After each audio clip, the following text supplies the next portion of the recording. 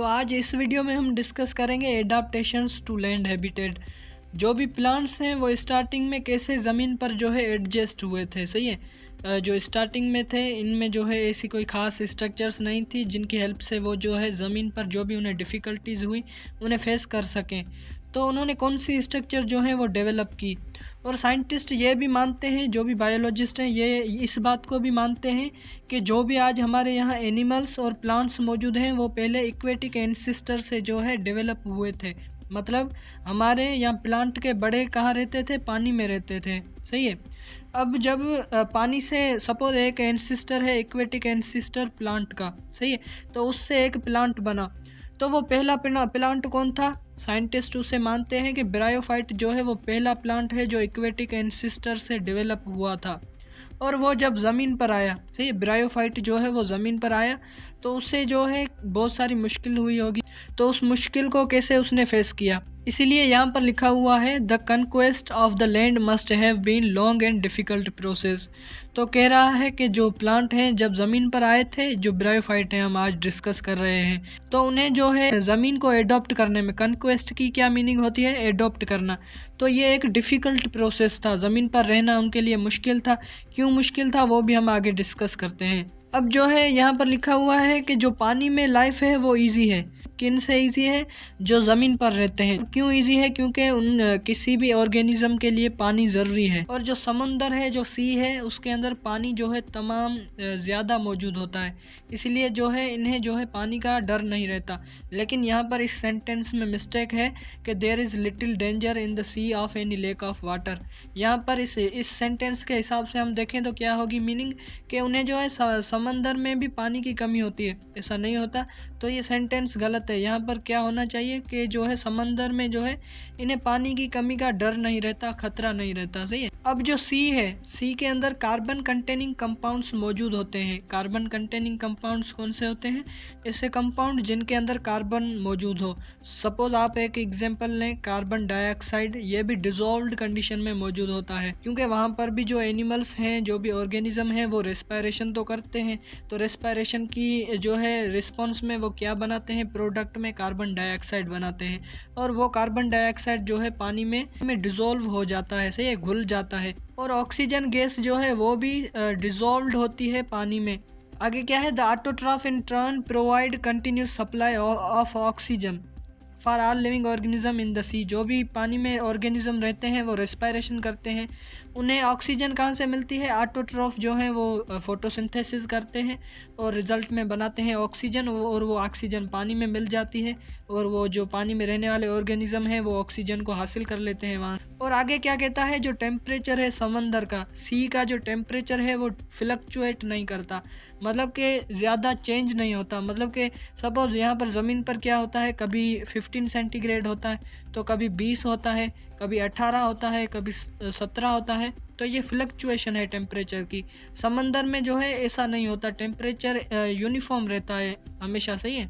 और जो है बेटर सप्लाइड इन्वायरमेंट है, जो भी पानी है वो क्या है? बेटर सप्लाइड है, मतलब कि वहाँ पर जो है न्यूट्रिशन जो भी ज़रूरत के हैं वो मिल जाते हैं किसी भी ऑर्गेनिज्म को। इसीलिए कह रहा है कि ज़मीन का जो इन्वायरमेंट है वो राइगोरस है, राइगोरस लैंड इन्वायरमेंट। मतलब राइगोरस का क्या मतलब होता है? शदीद, सीवियर, आपने वर्ड सुना होगा। सही है। तो जो ज़मीन का इन्वायरमेंट है वो तेज़ होता है, मुश्किल होता है, राइगोरस का यही मीनिंग होती है। इन सब चीज़ों को पढ़ने का मतलब क्या है कि जो पानी में इन्वायरमेंट है, एक्वेटिक इन्वायरमेंट है, वो इजी है, एक्वेटिक लाइफ इजी है। और जो ज़मीन पर रहते हैं जानदार, उनकी लाइफ जो है वो इजी है। अब बायोलॉजिस्ट इस बात को मानते हैं कि वो कौन से पहले प्लांट थे जो ज़मीन पर आए थे पहली दफ़ा, तो वो ब्रायोफाइट थे। सही है। अब उन्हें मुश्किल कौन सी आई? उन्हें जो है मुश्किल ये आई कि उन्हें जो है पानी कंजर्व करना नहीं आता था। मतलब कि सूरज की रोशनी की वजह से, हीट की वजह से जो उनका पानी था वो एवोपोरेट हो जाता था। और जो है उन्हें कार्बन डाइऑक्साइड इन्वायरमेंट से कैसे हासिल करनी है उसका भी उन्हें नहीं पता था। तो उन्होंने कैसे इन प्रॉब्लम्स को जो है फेस किया, उन्हें कैसे डील किया? तो कुछ स्ट्रक्चर्स इन्होंने डेवलप की। ब्रायोफाइट्स थे, उन्होंने कुछ स्ट्रक्चर्स डेवलप की जो आज भी ब्रायोफाइट्स में मौजूद होती हैं, जैसे कि rhizoid.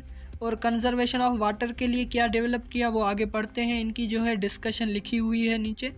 Absorption of carbon dioxide, हेटेरोगेमी ये क्या होती हैं, सब चीज़ें हम डिस्कस करते हैं। Protection of reproductive cells, formation of embryo. अब राइजोइड क्या होते हैं? राइजोइड जो है रूट लाइक स्ट्रक्चर्स होती हैं। जो भी ब्रायोफाइट हैं उनके अंदर जो है रूट्स नहीं होती, तो इनके अंदर रूट्स की जगह पर क्या होती हैं, रूट लाइक स्ट्रक्चर होती हैं, जिसे हम कहते हैं राइजोइड।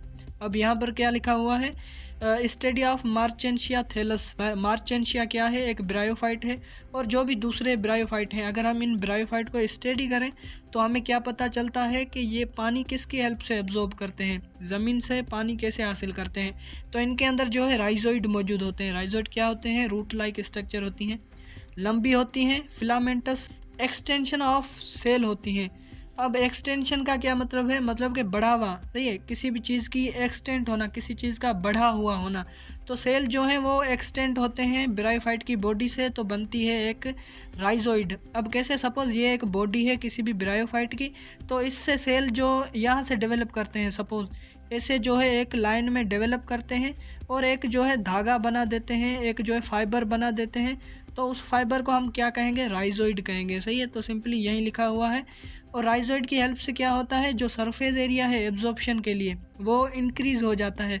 सपोज ये है बॉडी प्लांट की, ये इतनी बॉडी है प्लांट की, ये सिर्फ इतने ही एरिया से पानी हासिल कर सकती है, लेकिन राइजोइड क्या करते हैं, वो दूर दूर तक जाते हैं। सही है, सपोज एक यहाँ पर आ गया, एक यहाँ पर आ गया, एक यहाँ आ गया, एक यहाँ आ गया, तो इससे हो क्या रहा है, जो प्लांट है उसे बहुत सारा एरिया मिल रहा है जिससे वो पानी एब्जॉर्ब कर सकता है। तो मतलब क्या हुआ, जो सरफेस है एब्जॉर्प्शन के लिए पानी के लिए वो सॉइल में इंक्रीज होती है, किसकी हेल्प से, राइजोइड की हेल्प से। इसके बाद क्या है, कंजर्वेशन ऑफ वाटर। अब पानी को कैसे ये ब्रायोफाइट जो है बचाते हैं, पानी जो है इनका एवोपोरेट हो जाता है, तो एवोपोरेशन से अपने पानी को ये कैसे बचाते हैं। सही, तो इनकी जो थैलस है, इनकी बॉडी को हम थैलस कहते हैं। बॉडी को थैलस क्यों कहते हैं, क्योंकि इनकी जो स्ट्रक्चर है वो इतनी ज़्यादा डिफ्रेंशिएटेड नहीं होती, मतलब कि हमें ऐसा नहीं पता चलता कि कौन सा पार्ट जो है किसी भी ब्रायोफाइट का रूट है, मतलब कि राइजोइड है, कौन सा पार्ट जो है स्टेम है, कौन सा लीफ है। तो ये स्ट्रक्चर्स जो हैं इतनी डिफ्रेंशिएटेड नहीं होती, इतनी अलग अलग नहीं होती, एक दूसरे से मिली हुई होती हैं, इसीलिए इनकी बॉडी को हम कहते हैं थैलस। सही है, अब थैलस, सपोज ये इनकी बॉडी है थैलस, सही है, सपोज आप कर लें। अब क्या होगा, ये पानी को बचाने के लिए क्या करेंगे, इनके अंदर जो है बहुत सारी लेयर्स होंगी, इनकी बॉडी के ऊपर मल्टी लेयर्ड होते हैं। हमारे जो भी ब्रायोफाइट की बॉडी होती है वो मल्टी लेयर्ड होती है, यहाँ पर लिखा हुआ है मल्टी लेयर्ड। और आगे क्या है, very small surface area directly exposed to reduce drying effect of atmosphere. अब बहुत कम एरिया जो है वो इन्वायरमेंट की तरफ जो है एटमॉस्फेयर की तरफ खुला रखते हैं ये, क्योंकि इन्हें जो है रेस्पायरेशन भी करनी है, फोटोसिंथेसिस भी करना है, तो गैसियस एक्सचेंज के लिए ये जो है कुछ एरिया जो है खुला रखते हैं। लेकिन ज़्यादातर जो इलाका होता है इनका, जो ज़्यादातर सरफेस होती है वो मल्टी लेयर्ड होती है, मतलब कि उसके अंदर बहुत सारी लेयर्स मौजूद होती हैं उसके ऊपर। ये सारी सेल्यूलर होती हैं, मल्टी लेयर्ड जो भी लेयर्स हैं ज़्यादा वो सेल की होती हैं, लेकिन एक ऐसी लेयर होती है अपर मोस्ट जो सेल की नहीं बनी हुई होती, वो क्यूटिन की बनी हुई होती है, जिसका नाम होता है क्यूटिकल। उस लेयर का नाम है क्यूटिकल, जो क्यूटिन की बनी हुई होती है। अब इसकी हेल्प से क्या होता है कि जो पानी का है प्रोसेस, एवोपोरेशन का प्रोसेस, उसका रेट, उसकी जो रफ्तार है वो कम होती है इसकी वजह से, मतलब कि पानी जो है ज़्यादा उड़ता नहीं है इनकी बॉडी से। अब इनके अंदर कार्बन डाइऑक्साइड को एब्जॉर्ब करने के लिए कौन सी स्ट्रक्चर होती है ब्रायोफाइट में? ब्रायोफाइट को पहला प्लांट माना जाता है जो ज़मीन पर आया था। सही है, तो इन्होंने क्या किया, इन्होंने जो है एक सरफेस पर कुछ ऐसे चैम्बर बना दिए, कुछ एरियाज़ बना दिए। सपोज़ यहाँ पर आप देख सकते हैं ये एक चैम्बर है, इतना ये जो है ये क्या है, एक चैम्बर है, एक चैम्बर होता है। इनकी सरफेस पर बहुत सारे चैम्बर होते हैं और हर एक चैम्बर में एक पोर होता है, एक जो है ओपनिंग होती है। यहाँ पर आप देख सकते हैं ये एक ओपनिंग है। सही है, तो इस ओपनिंग की हेल्प से क्या होता है, इस ओपनिंग की हेल्प से जो भी गैस है, सपोज फोटोसिंथेसिस के लिए इनको क्या चाहिए, कार्बन डाइऑक्साइड चाहिए, तो वो कार्बन डाइऑक्साइड क्या करेगी, इन पोर से दाखिल होकर, इन ओपनिंग से दाखिल होकर आती है इस चैम्बर के अंदर, इस खाली इलाके के अंदर आती है, एरिया के अंदर। और इस एरिया के अंदर क्या है, सेल्स हैं यहाँ पर इकट्ठे हुए हैं, आप देख सकते हैं ये लाइन है सेल्स की, ये भी लाइन है। अब ये सेल्स क्या करते हैं, ये फोटोसिंथेसिस करते हैं, ये सेल अंदर जो मौजूद हैं चैम्बर के अंदर। तो ये क्या करते हैं, ये कार्बन डाइऑक्साइड जो इस ओपनिंग की हेल्प से अंदर आई इस चैम्बर में, तो ये उसे हासिल कर लेते हैं और फोटोसिंथेसिस करते हैं। कि इनकी बॉडी सरफेस पर छोटे छोटे एरिया होते हैं, छोटे छोटे चैम्बर होते हैं जिन्हें हम कहते हैं चैम्बर, एयर चैम्बर, और उनमें एक एक ओपनिंग होती है हर चैम्बर में, उसे हम कहते हैं पोर, एरिएटिंग पोर, यहाँ पर लिखा हुआ है एरिएटिंग पोर। सही। अब उसके बाद है हेटेरोगेमी। अब हेटेरोगेमी का क्या मतलब होता है, कोई भी ऑर्गेनिज्म है, कोई भी प्लांट है, कोई भी एनिमल है, वो क्या बनाता है, गेमिट्स बनाता है। एक बनाता है मेल गेमिट, एक बनाता है फीमेल गेमिट। मेल गेमिट को हम क्या कहते हैं, स्पर्म कहते हैं, और जो फीमेल गेमिट होता है उसे हम कहते हैं एग या ओवम। सही है। अगर ये दोनों गेमिट्स जो हैं शेप और साइज़ में एक जैसे हैं, मतलब कि शक्ल और इनका जो साइज़ है वो एक जैसा है, तो इन दोनों गेमिट्स को हम कहते हैं होमोगेमिट्स। सही है। और होमोगेमिट्स जो बनाते हैं उस प्रॉपर्टी को हम कहते हैं होमोगेमी। अगर ये दोनों गेमिट्स एक दूसरे से शेप और जो है साइज़ में डिफरेंट हैं तो उन्हें उस प्रोसेस को हम कहते हैं हेटेरोगेमी। तो ये जो हमारे ब्रायोफाइट हैं इनके अंदर जो है गेमिट्स बनाने का कौन सी प्रॉपर्टी है, हेटेरोगेमी है। मतलब कि इनके अंदर जो मेल और फीमेल गेमिट बनते हैं वो एक दूसरे से डिफरेंट होते हैं। सपोज ये है एग, एक बड़ा होता है साइज़ में, और स्पर्म जो है वो छोटा होता है साइज़ में, और इसके अंदर जो है एक फ्लैजिला होता है। सही है। तो ये डिफरेंट है, आप देख सकते हैं दोनों स्ट्रक्चर एक दूसरे से डिफरेंट होती हैं। उसके बाद है प्रोटेक्शन ऑफ रिप्रोडक्टिव सेल। अब रिप्रोडक्टिव सेल क्या होते हैं, सेम हमारे गेमिट्स, स्पर्म और एग, जिसे हम ओवम भी कहते हैं, ये क्या है, सेक्स सेल्स हैं, रिप्रोडक्टिव सेल्स हैं। अब इन्हें जो है ये बचाते कैसे हैं, सूरज की रोशनी से, हीट से, और जो भी दूसरे फैक्टर्स हैं उनसे जो है ये बचाते कैसे हैं इनको। तो इनके पास एंथ्रीडिया होता है और दूसरा होता है आर्चिगोनिया। एंथ्रीडिया के अंदर मौजूद होते हैं स्पर्म। सही है। और आर्चिगोनिया के अंदर ओवम मौजूद होता है। तो बेसिकली ये स्ट्रक्चर्स क्या करेंगी, प्रोटेक्ट करेंगी। किसको प्रोटेक्ट करेंगी, मेल गेमिट्स जो हैं और फीमेल गेमिट्स जो भी हैं, स्पर्म है, एग है, इन्हें प्रोटेक्ट करती हैं। और इनके अंदर एक और भी स्ट्रक्चर होती है इन गेमिट्स को जो है प्रोटेक्ट करने के लिए, पैराफाइसिस जिसे हम कहते हैं। सपोज आपके पास ये है एंथ्रीडिया या आर्चिगोनिया, आप किसी भी एक स्ट्रक्चर को सपोज कर लें। सपोज ये हमारा आर्चिगोनिया है। आर्चिगोनिया के अंदर क्या मौजूद होता है, एग मौजूद होता है। सही है। तो अब इसे प्रोटेक्ट करने के लिए ये आर्चिगोनिया तो है, लेकिन एक एक्स्ट्रा स्ट्रक्चर भी होती है। हेयर लाइक बहुत सारी स्ट्रक्चर्स होती हैं इसके जो है अराउंड। उन हेयर लाइक स्ट्रक्चर्स को हम क्या कहते हैं, पैराफाइसिस कहते हैं। सही है। अब ये क्या करते हैं पैराफाइसिस, ये प्रोटेक्ट करते हैं किसे, एग को या स्पर्म को, दोनों में मौजूद होते हैं। एंथ्रीडिया के अराउंड भी मौजूद होते हैं, आर्चिगोनिया के अराउंड भी मौजूद होते हैं। अब उसके बाद क्या है, फॉर्मेशन ऑफ एम्ब्रियो। अब एम्ब्रियो क्या होता है, एम्ब्रियो को ये बनाते हैं ब्रायोफाइट, लेकिन होता क्या है एम्ब्रियो।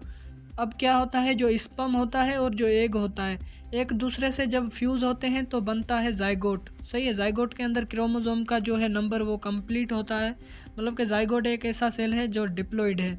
अब क्या होगा, इससे सेल डिवीज़न होगी। कौन सी, माइटोसिस के टाइप वाली सेल डिवीज़न होगी।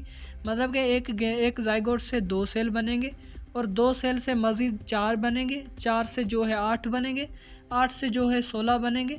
इस तरीके से जो है एक बड़ी स्ट्रक्चर बन जाएगी। सही है। सेल का एक कलेक्शन बन जाएगा, बहुत सारे सेल आ जाएंगे, और उस स्ट्रक्चर को हम कहेंगे एम्ब्रियो।